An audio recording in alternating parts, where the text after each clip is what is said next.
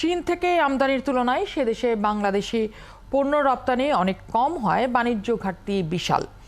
শুল্কমুক্ত সুবিধায় পোশাক রপ্তানি বাড়িয়ে ঘাটতি কমানোর আশা করা হলেও বিজিএমইএ এখন বলছে সেটি কঠিন।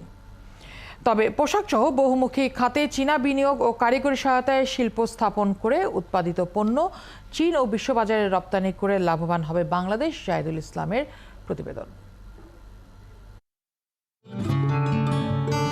বিশ্ব অর্থনীতির দ্বিতীয় বৃহৎ দেশ চীন নিয়ন্ত্রণ করে মোট বাণিজ্যের প্রায় 12%। শিল্পের কাঁচামাল থেকে শুরু করে এমন কোনো পণ্য নেই যা রপ্তানি করে না চীন।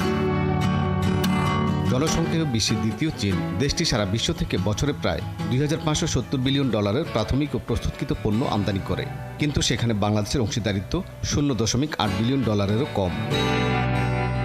সর্বশেষ অর্থবছরে বাংলাদেশ শুল্কমুক্ত সুবিধায় $290 মিলিয়ন পোশাক চীনে রপ্তানি করেছে। বিজিএমইএ বলছে চীনা কাঁচামালে পোশাক তৈরি করে সেই দেশে রপ্তানি করা কষ্টসাধ্য।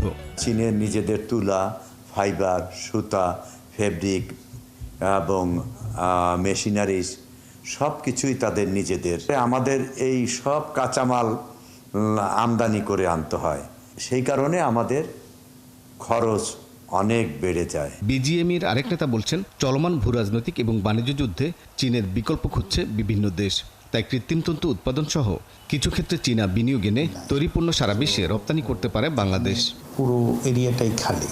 পলিয়েস্টার ফ্যাব্রিক, ফিলামেন্ট বা আপনার ডাইং প্রসেস বা প্রসেস ইন্ডাস্ট্রিগুলা কিছুই এখানে নাই।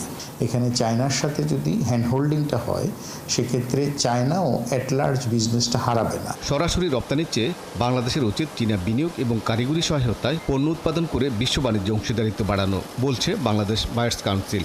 চায়নার সাথে এমন একটা চুক্তিবদ্ধতায় আসা উচিত যেখানে আমরা আমাদের স্কিল ডেভেলপমেন্ট করতে পারি এবং আমাদের স্কিল তাদের সঙ্গে তাদের থেকে বাণিজ্য ভালো করার জন্য, অন্যান্য দেশে বাণিজ্য করার জন্য আমরা যাতে তাদের থেকে মালামাল এনে এবং সেটাকে এখানে প্রক্রিয়াজাত করে অন্য দেশে এক্সপোর্ট করতে পারি। পোশাক রপ্তানিতে 32% অংশীদারিত্ব নিয়ে চীন বিশ্ববাজারে প্রথম, অন্যদিকে দ্বিতীয় বাংলাদেশ।